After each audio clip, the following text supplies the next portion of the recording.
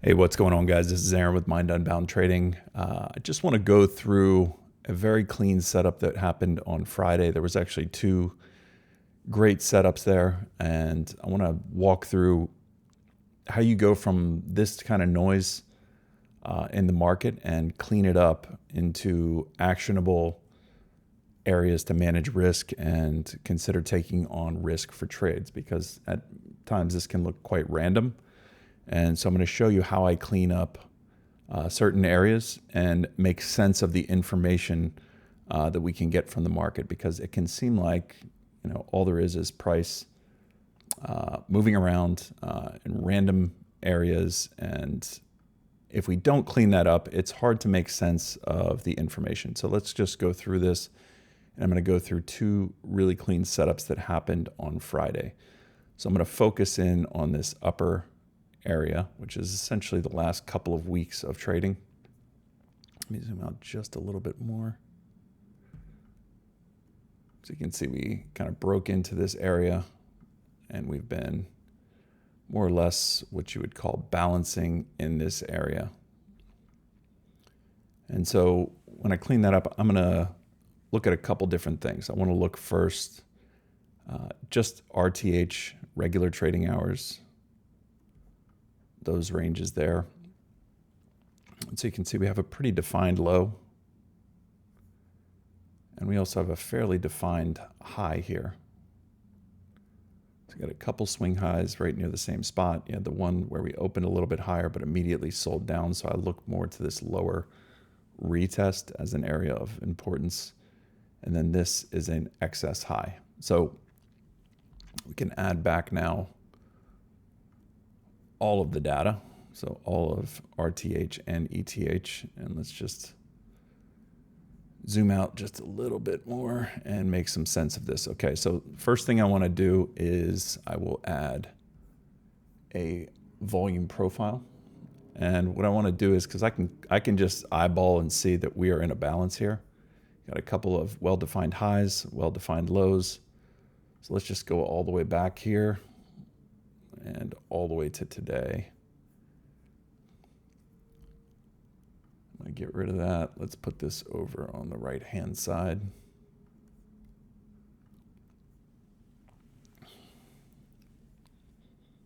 Okay. I'm going to zoom out a little bit more. Let's just give this a little bit more space because we did a lot more trading in here. So let's just run it all the way back.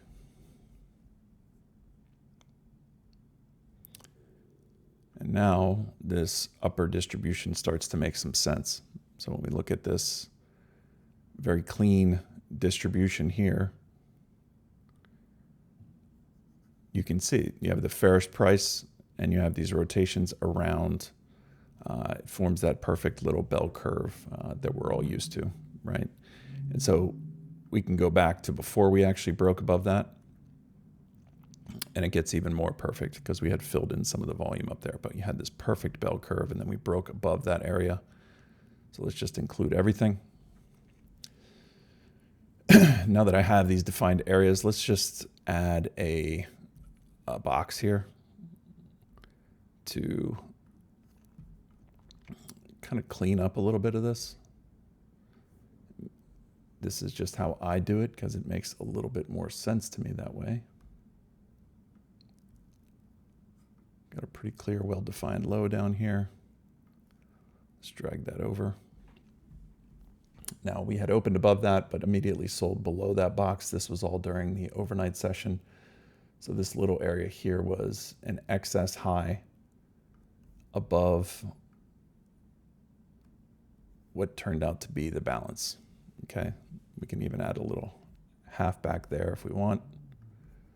We can shade it a little bit just to make it stand out a little bit more. Where is that balance? Okay. So now we've cleaned up a little bit of the price action here. Makes a little bit more sense in terms of where we might break out from, areas that we need to hold. Obviously, you want to hold above balance to confirm a breakout. And we can add more information with intraday TPOs. So let's go ahead and add TPO here. We'll do 1 tick interval, do RTH only. Just make them jet black. Turn off ETH. Let's just go ahead and create that.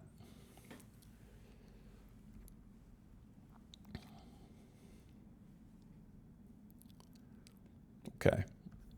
So now you can see RTH at a little excess high there. Retest the following day of the bottom of that excess, failed. Little overnight test, failed. Came down to the bottom of balance, 2 touches, failed. Overnight touch, failed this week on Sunday. Then we put in a nice, what's called a double distribution here, where we put in some volume, accelerated higher, held the retest of those single prints, and traded higher again. If I want to kind of highlight these single prints, I can do that. Just go ahead and make those blue.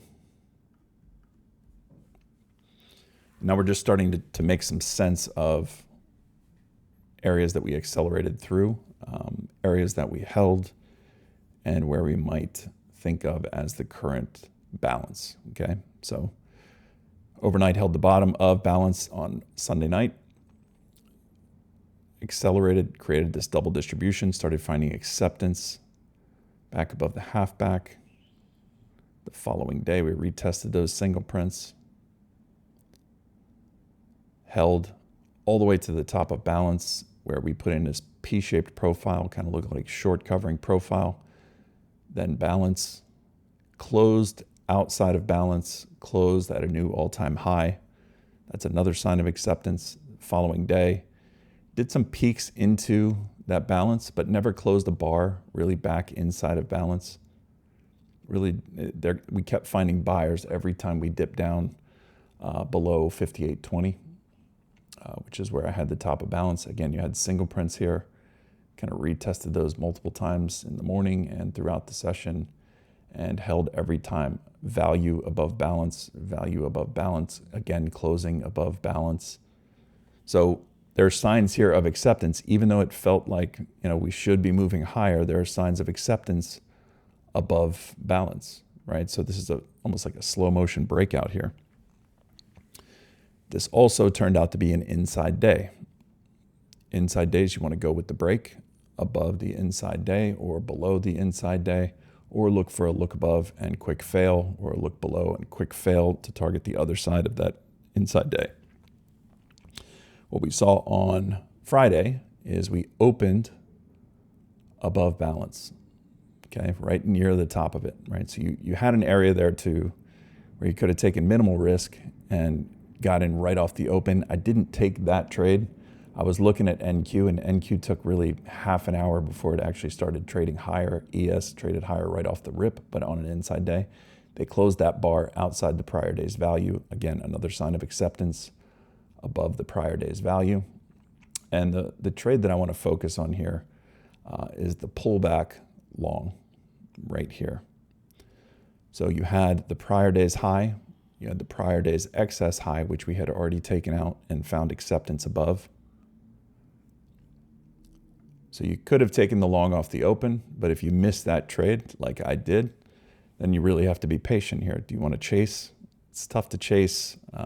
In this market, every new high has been met with some decent viable pullbacks, so better to just be patient and wait. Also, closing that candle up here gave us this big, wide layer of single prints here. So we had this big, wide.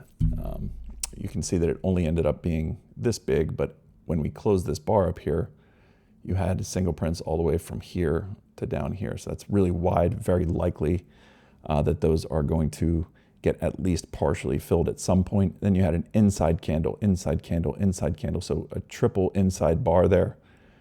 When we broke below that third inside candle, it was very likely that we were going to pull back and test an area of importance. So that much consolidation, a lot of people trying to buy in there.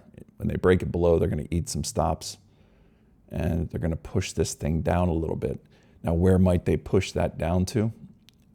A term you'll often hear me mention is confluence. So I'm looking for confluence, multiple areas that would be of importance on their own, right? But when you layer them up, you have a bunch of different areas of importance coming into one particular spot here. Okay, so you have the prior day's high at 43.25. You had the halfback, the intraday halfback, right here, this red line. And you also had, so that actually, the halfback was actually a little bit lower, so it was closer down here by 45 at the time. We did take out that high, so the halfback moved up a little bit, but the halfback was down here by 45 where we bottomed out. So you had that, the 50% retrace. If I add in one other piece of potential confluence, you could put in VWAP. So you had a 24-hour, oh shit, let me get rid of the standard deviation bands there. You had VWAP there. So let's look at all the different things we had here. We had the inside day breakout, the prior day's high, the excess high, which we had already taken out, which was resistance, now turns support. And if we go back also, so this is 45 to 47 was the area that I was looking to get long on that pullback. If we go back and look at the weekly market outlook, not that one, but this one, the area of importance I had lined up in the weekly market outlook was 58.47. Prior resistance, resistance becomes support. So now let's go back here. When you pull back into that area, it was a weekly resistance area. It was a prior day's high. It was an inside day breakout. It was VWAP. It was halfback. It was single prints. You could have easily taken this long here with really just a few points of risk, looking for, at a minimum, a 10-point trade to 15-point trade back up towards the point of control, which was at 58.60. So this was one of the better setups that I've seen in some time in ES for a buyable pullback on a break from a P-shaped profile, pull back and get long there. New all-time high made that day, everything bullish. You kind of know it's going to get bought. We're not just going to break down from there and crash, but an easy spot to manage risk. The most risk you would have possibly taken is putting your stop below the singles, which would have been about a 5.5-point stop. But you really didn't even need that much. You could have just, got long around 45 to 46, 47. I wound up getting filled at 46.25 on that trade, and had my stop just below 45. So I had a 2-point stop and wound up getting 12 points out of the trade. I took it back to 58 before it pulled back. It finally did push through, but by that I was done for the day. We were getting towards the end of the day, and price was moving incredibly slow, so I was happy to get out of there. But just starting from nothing and building on top of things, you find different layers in the market profile and the volume profile. If you look, off to the right-hand side, now obviously on this intraday time frame, it was a LVN, a low volume node. It was single prints, etc. But even on the high time frame, you had built volume up here, which is a sign of acceptance, and spent time up there. And then all you really did was retest this low volume node between the volume built here and the volume built here. That area was of importance here when we accelerated through, and those buyers stepped right back in, right where they should have, with multiple layers of confluence in a very defined area where you can easily place your stop and take minimal risk for a decent sized reward. So I just want to go through that one trade setup because you're not going to see much cleaner setups than that when it comes to market profile and when resistance becomes support. Also, again, with VWAP, halfback, single prints, LVN, all lining up in the same spot in a bullish scenario, that's obviously going to be a long there. Instead of trying to fade the move back, you just be patient and wait for your area to get in. And that's what the traders did on Friday. They waited for that pullback into that area of importance. So that's all I got. I just wanted to line that up for you guys to just show you one nice setup on the market profile.